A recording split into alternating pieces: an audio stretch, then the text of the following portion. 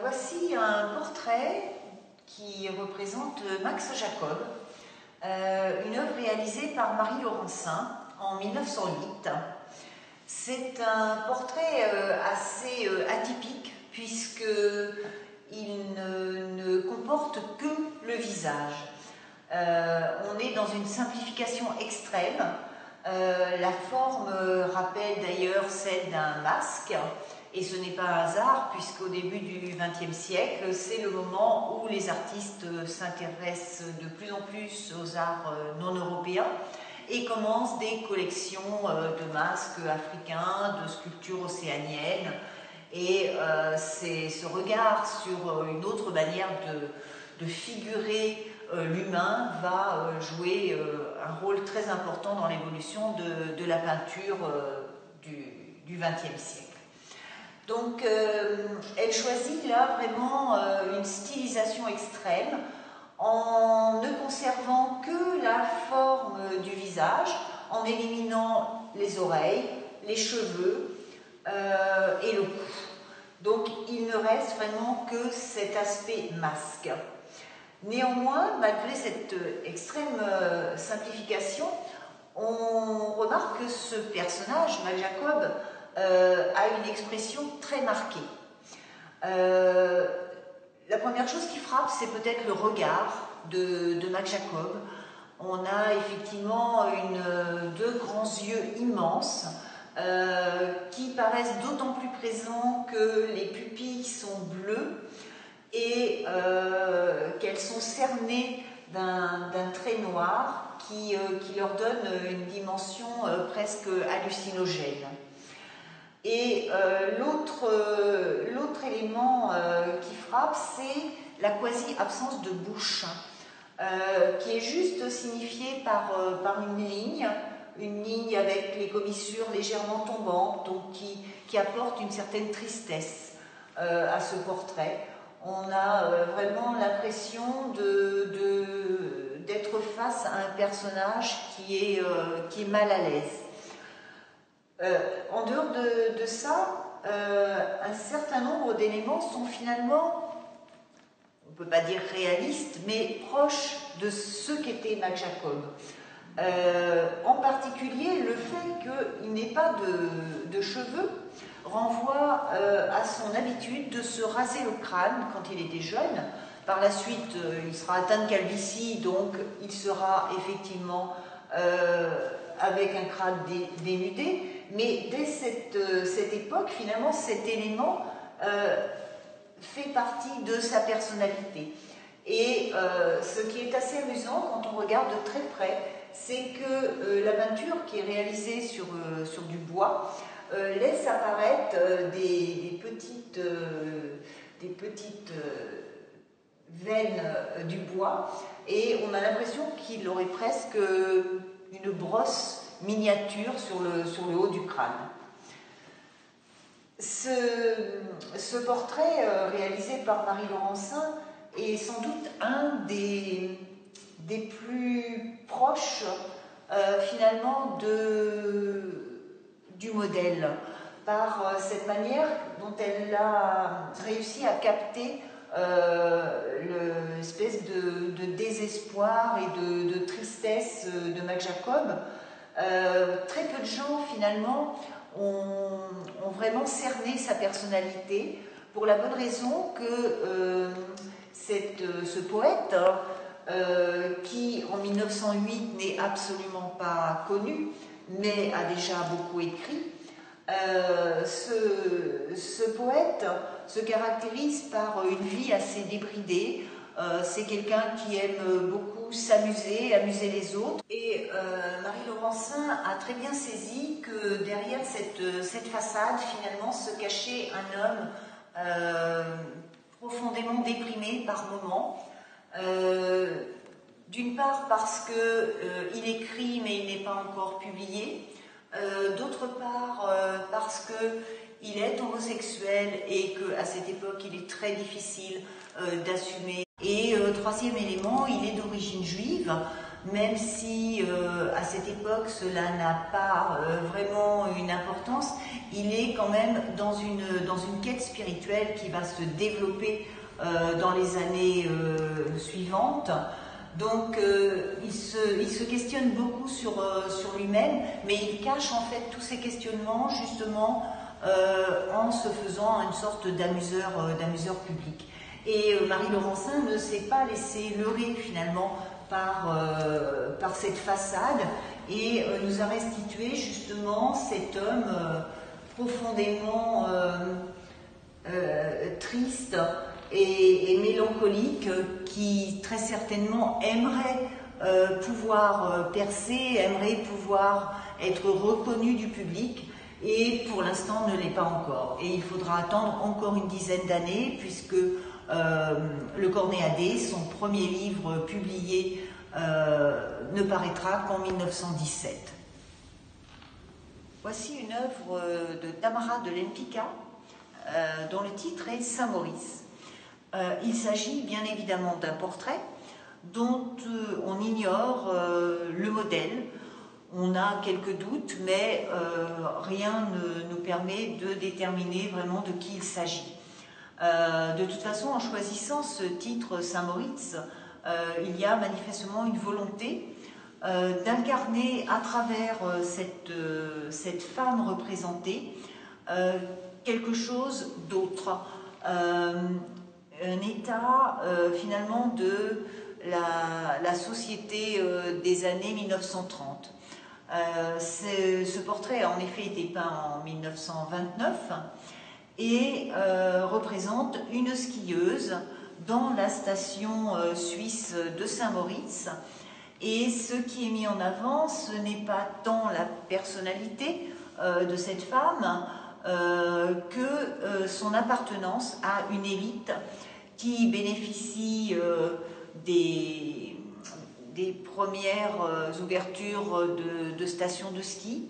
Une femme donc qui est d'un milieu aisé, qui a beaucoup de temps pour se consacrer à ses loisirs et qui est vêtue d'une manière tout à fait moderne, en adéquation avec le sport qu'elle pratique, mais qui tranche complètement avec les habits d'une femme des années 1930. Ce qui pourrait également choquer une partie de la société de cette époque, c'est sa coiffure et son maquillage. En effet, elle a une coupe très courte, à la garçonne, et elle a les lèvres très, très maquillées, des éléments qui sont là pour la positionner dans un certain milieu social. Alors ce positionnement social qui fait de cette femme un petit peu l'emblème justement de l'élite des années 30, c'est quelque chose que l'on va très souvent retrouver chez Tamara de Lempicka, qui a souvent représenté ce type de personnage, qui a choisi ce public d'ailleurs, puisqu'elle appartient elle-même à cette élite sociale. Alors, bien sûr, elle a traversé quelques épreuves. Elle est née à Varsovie, elle a épousé un Russe, un aristocrate, et elle a dû fuir la Révolution russe. Et en arrivant en France, eh bien, il a fallu qu'elle subvienne aux besoins de sa famille, et donc elle a décidé de se former à la peinture, dont elle possédait quelques rudiments. C'était la seule chose qu'elle savait faire, et donc elle va d'emblée pouvoir représenter cette société de l'entre-deux-guerres, cette société des années folles, parce qu'elle appartient elle-même, elle a les codes de cette société. Et donc, elle va proposer à ses modèles des œuvres dans lesquelles, finalement, l'élite se reconnaît. Alors, ce qui frappe dans cette œuvre, comme très souvent dans les œuvres de Tamara de Lempicka, c'est ce mélange de traditions, puisque, en fait, on a un traitement de la figure humaine qui est assez respectueux. On a un teint, un traitement de décarnation très lisse qui qui renvoie sans doute à l'influence qu'elle a subie. Elle appréciait énormément les œuvres d'Ingres et de Pontormo, entre autres. Donc ça peut expliquer effectivement ce côté un petit peu porcelané, le côté un petit peu parfait dans le rendu des carnations.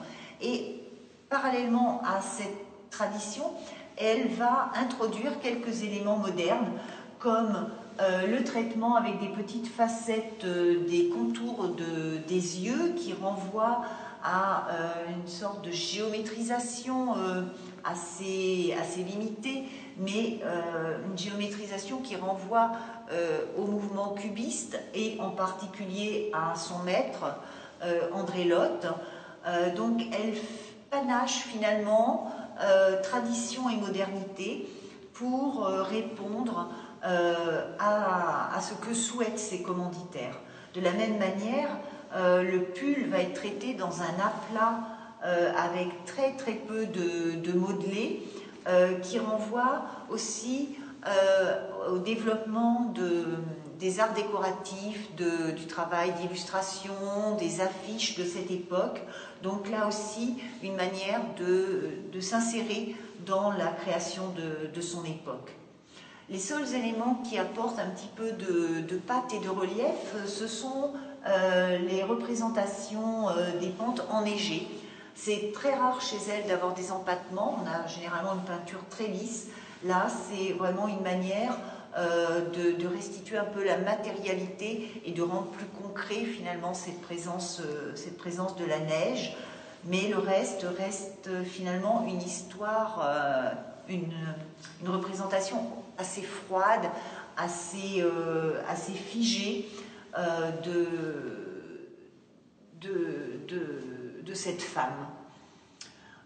Autre élément qui tranche aussi avec le portrait, c'est le regard qui n'est pas dirigé vers le spectateur, mais un regard qui est hors champ et à travers lequel on peut projeter des hypothèses, une avalanche, une inquiétude, une rêverie. Voilà, on ne sait pas, mais ça lui donne à la fois une présence par les couleurs et une quasi-absence par justement ce regard détourné. Je vais vous parler de cette œuvre de Jean Hélion qui s'intitule « Hommage à Richard Lindner ». Richard Lindner est un ami de Jean Hélion, un ami peintre, et il va réaliser plusieurs œuvres pour lui rendre hommage dans les années 1980, après le décès de son ami. Ce titre est un petit peu interpellant dans la mesure où, de prime abord, on a une nature morte avec différents objets, un tuba, un jean, une chaise, une tête de mannequin, à moins que ce soit une tête décapitée, une brioche, des poissons, un pot de fleurs, des tissus. Donc, effectivement, une peinture d'objets. Et en même temps, de par le titre, on ne peut que se questionner sur la finalité d'une telle œuvre qui peut être interprétée comme une espèce de portrait crypté de Richard Lindner, un portrait où il n'apparaît plus puisqu'il est décédé, il n'est plus là, mais il survit dans la mémoire à travers ces objets, peut-être à travers des moments partagés. Donc on peut finalement se créer une sorte de scénario où chaque objet pourrait renvoyer à un souvenir et rendre hommage à leur amitié. On a le tuba, Lindner, qui est d'origine allemande, a fui le nazisme, il est passé par la France et il s'est réfugié ensuite aux États-Unis. Le tuba, ça peut évoquer le jazz, son goût pour le jazz. Le jean, bien sûr, c'est un vêtement typiquement américain. S'il a fui le nazisme, s'il s'est réfugié d'abord en France puis aux États-Unis, peut-être peut-on voir aussi un indice dans cette tête qui porte un bonnet phrygien, image de la Révolution et de la liberté. Quant à la brioche, au poisson, est-ce que cela correspond à des moments de partage, à son goût particulier?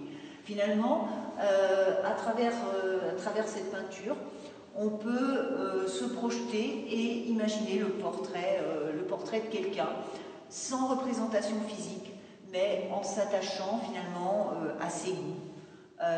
Et donc c'est une autre forme de portrait atypique, mais qui permet finalement de parler, de rendre hommage à un ami.